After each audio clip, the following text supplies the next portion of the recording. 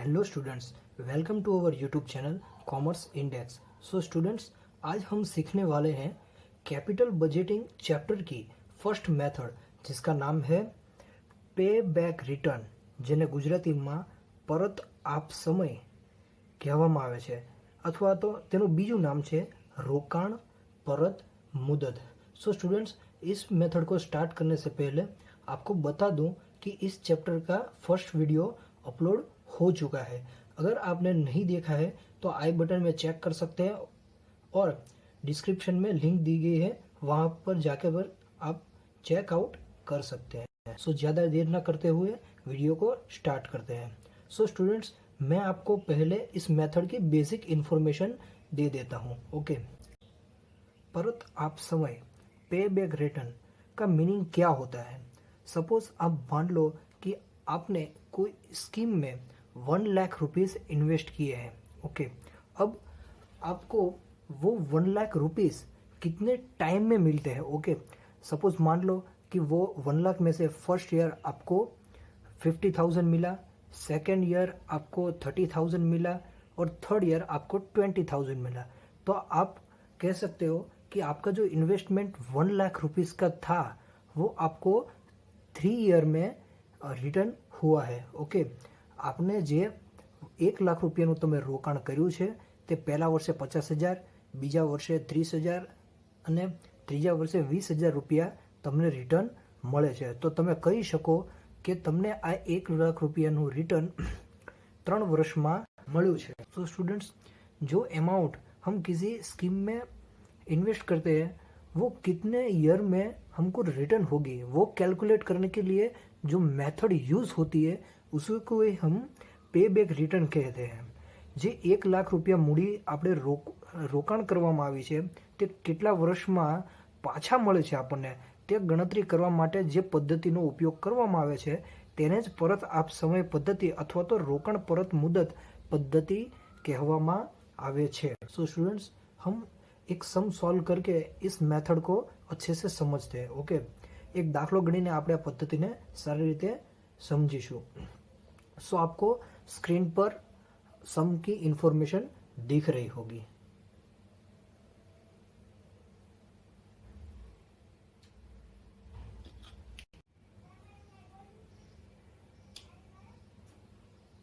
So students, आपका time waste ना हो इसलिए मैंने सम में जो इन्फॉर्मेशन दी गई है वो यहाँ पे मैंने राइट डाउन करके रखी है। तो मैं आपको बता देता हूँ, जो इन्वेस्टमेंट है वो है 2 लाख रुपीज़ का। डेप्रिसिएशन है यानी कि घसारो वो है 20%। ओके, करवेरा है यानी कि टैक्स वो है 50%। अब जो हमें जो प्रॉफिट दिया गया है वो आफ्टर डेप्रिसिएशन है बट बिफोर टैक्स है। घसारा पछीनो नफो है पण करवेरा पहलानो नफो है, એટલે टोटल 6 कॉलम बनશે। ओके, सो कौन से 6 कॉलम बनने वाली है वो यहाँ पे मैं बता रहा हूँ, आप देख भी सकते हो। ओके, सो गुजराती मीडियम वालों के लिए एक्सप्लेन कर रहा हूँ, आप नीचे इंग्लिश मीडियम वाले भी देख सकते हो। ओके, सो फर्स्ट वर्ष, सेकंड घसारा बाद नफो, थर्ड करवेरा, फोर्थ करवेरा बाद नफो, फिफ्थ घसारो एंड सिक्स एंड लास्ट रोकड़ प्रवाह। ओके, इंग्लिश मीडियम वालों के लिए भी एक्सप्लेन कर ही देता हूँ। ओके, फर्स्ट कॉलम आपको बनाना है year, second profit after depreciation, third tax, fourth profit after tax, fifth depreciation और लास्ट और six cash flow. Okay, so students, sum को सॉल्व करना स्टार्ट करते हैं। ओके, यहाँ पे जो सम में प्रॉफिट दिया गया है वो ये वाला है, घसारा बाद हो प्रॉफिट आफ्टर डेप्रिसिएशन, यानी कि जो प्रॉफिट दिया गया है वो यहाँ पे मैंने राइट डाउन कर दिया है। ओके, फर्स्ट ईयर का जो प्रॉफिट है वो है 1 लाख, सेकेंड ईयर का 1 लाख, थर्ड ईयर का 80,000, फोर्थ ईयर का 80,000, फिफ्थ ईयर का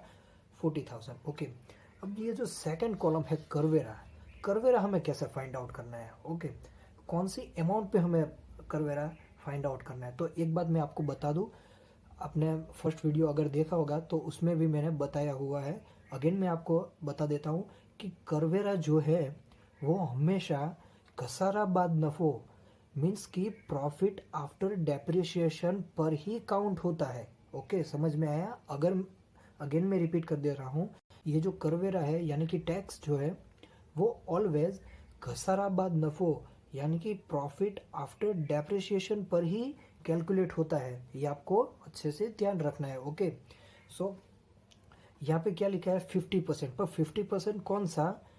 प्रॉफिट आफ्टर डेप्रिसिएशन का, सारा बाद नफो का। ओके, सो यहाँ पे मैं अमाउंट फिलअप करता हूँ 1 लाख का 50%। यहाँ पे करवेरा है, करवेरा यहाँ पे कॉलम दिया गया है, वो 50% हमें काउंट करना है। किस पे? इस पे।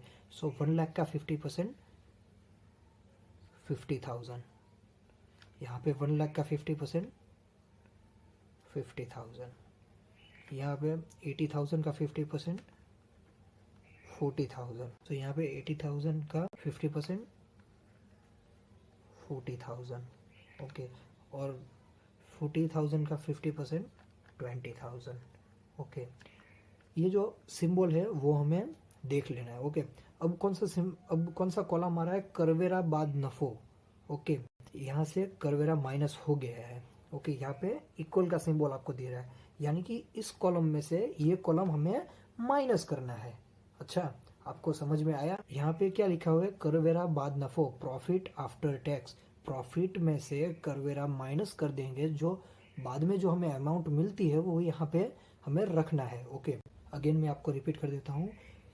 यहाँ पे कौन सा कॉलम है? घसारा बाद नफो, उसमें से करवेरा माइनस कर देंगे तो हमें मिलेगा करवेरा बाद नफो।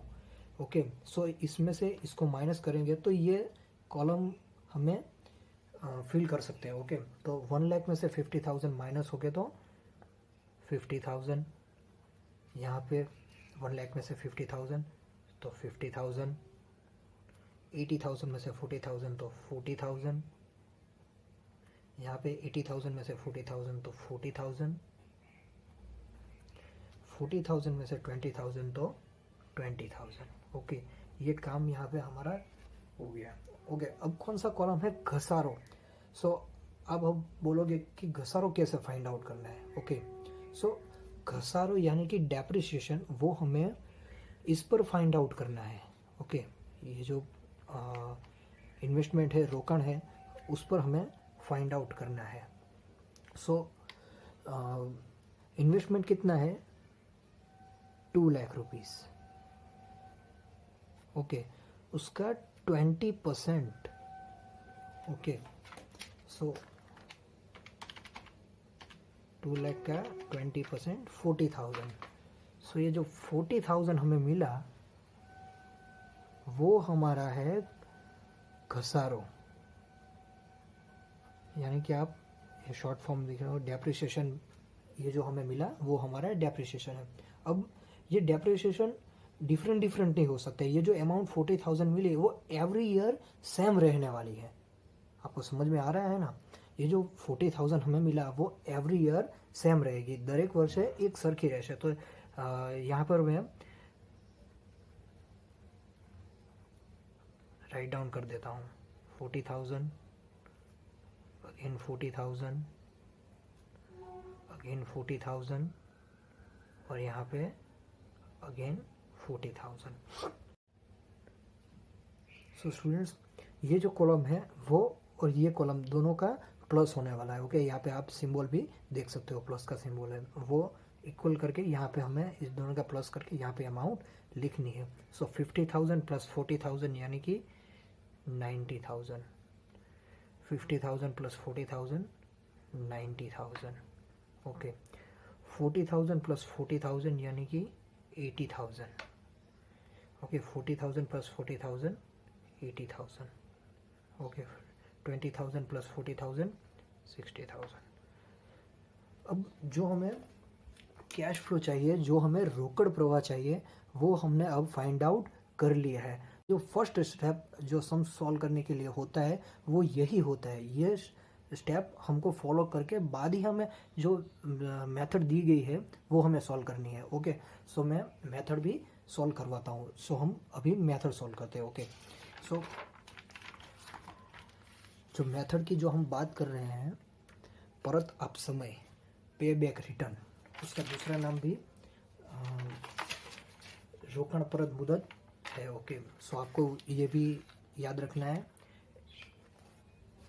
सो मेथड को सॉल्व करने के लिए हमें 3 कॉलम बनाना है। ओके, सो आप बोलोगे कॉलम पे कॉलम बनाना है, ऐसा नहीं है, आपको सिर्फ याद रखना है। और ये इजी भी है। ओके, सो फर्स्ट ईयर का बनाना है। और रोकड़ प्रवाह कौन सा वाला हमें लेना है, ये वाला लेना है जो हमने अभी फाइंड आउट करके रखा है। ओके, हमने फाइंड आउट अभी किया है, वही यहाँ पे कॉपी कर देना है यहाँ पे। ओके, सो फर्स्ट हमें कॉपी कर देते हैं। ओके, सो फर्स्ट ईयर का हमें कैश फ्लो हमने फाइंड आउट किया 90,000, सेकेंड ईयर का 90,000।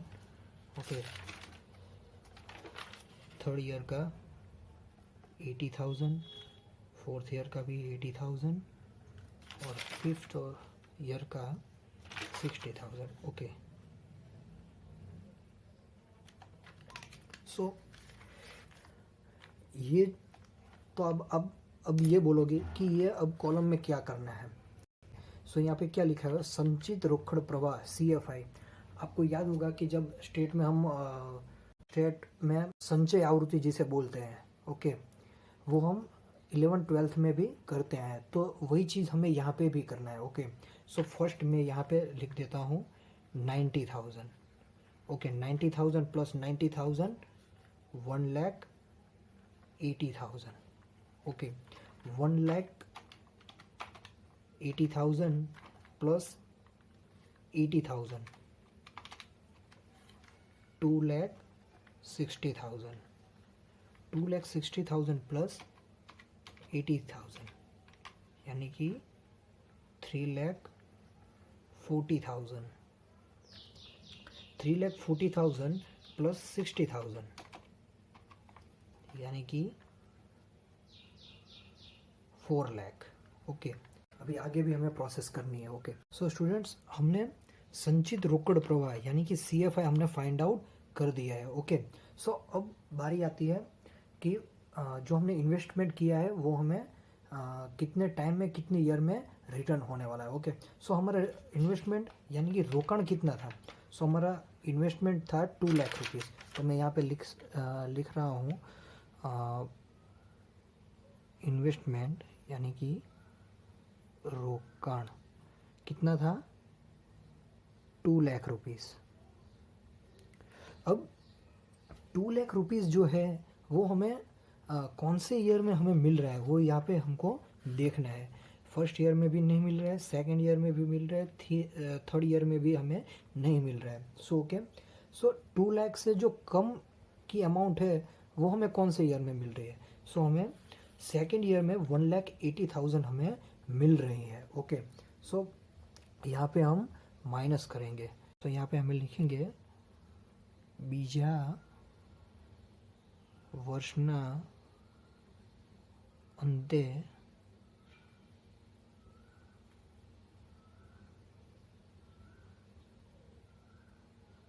रोकड़ प्रवाह अथवा amount. Okay, so second year का जो हमें अमाउंट मिली है वो कितनी है, 1,80,000। ओके, सो 2 लाख में से 1,80,000 हमें मिल गया, तो अभी कितना इन्वेस्टमेंट मिलना बाकी है। यहाँ हमने 2 ईयर का तो हमें मिल गया, यहाँ पे हमने 1,80,000 यहाँ पे उठा के रखा। ओके, सो जो हमें 20,000 यहाँ पे बचा, कितना 20,000 यहाँ पे हमें बचा, वो हमें थर्ड ईयर में से लेना है। पर कौन सा परसेंट हमें लेना है, कितना परसेंट लेना है वो हमें पता नहीं है। सो वो फाइंड आउट करने के लिए ये जो 20,000 है वो हमें थर्ड ईयर के रोकड़ प्रवाह में से लेना है, कैश फ्लो में से लेना है, इसमें से नहीं लेना है, इसमें से लेना है। ओके, सो ये जो हमें 20,000 है वो थर्ड ईयर के रोकड़ प्रवाह यानी कि कैश फ्लो में से लेना है। तो 20,000 डिवाइड बाई 80,000 तो हमें कितना मिलेगा, यहाँ पे हम कैलकुलेट भी कर सकते हैं। 20,000 डिवाइड बाई, तो यहाँ पे हमें मिलेगा 0.25। ओके, सो थर्ड ईयर में से हमको 0.25 टाइम पीरियड में हमें वो मिल जाता है। ओके, अमाउंट मिल जाती है। तो यहाँ पे हम प्लस कर देंगे। अब प्लस क्यों किया कि 2 ईयर में से तो ये हमें मिल गया। ओके, 2 ईयर तो पूरा हमको मिल गया। अब थर्ड ईयर में से कितना, तो इतना हमें थर्ड ईयर में से, तो टोटल जो अमाउंट है वो 2.25 ईयर यानी कि वर्ष में हमें जो इन्वेस्टमेंट रकम, रोकड़ की गई हुई रकम हमें रिटर्न मिल रही है। ओके, जो हमने इन्वेस्टमेंट किया था ये जो हमने इन्वेस्टमेंट 2 लाख रुपये किया था वो हमें 2.25 ईयर में हमें रिटर्न मिल। ये जो 6 मेथड है वो कंप्लीट होने के बाद मैं आपको एक्सरसाइज के सारे सम सॉल्व करवाने वाला हूँ जो सुधीर प्रकाशन में है और कुमार प्रकाशन में है। ओके, सो स्टूडेंट्स, इस वीडियो को लाइक करना, अपने दोस्तों के साथ शेयर करना और हमारी जो यूट्यूब चैनल है कॉमर्स इंडेक्स उसको सब्सक्राइब करना। सो स्टूडेंट्स, मिलते हैं नेक्स्ट वीडियो में।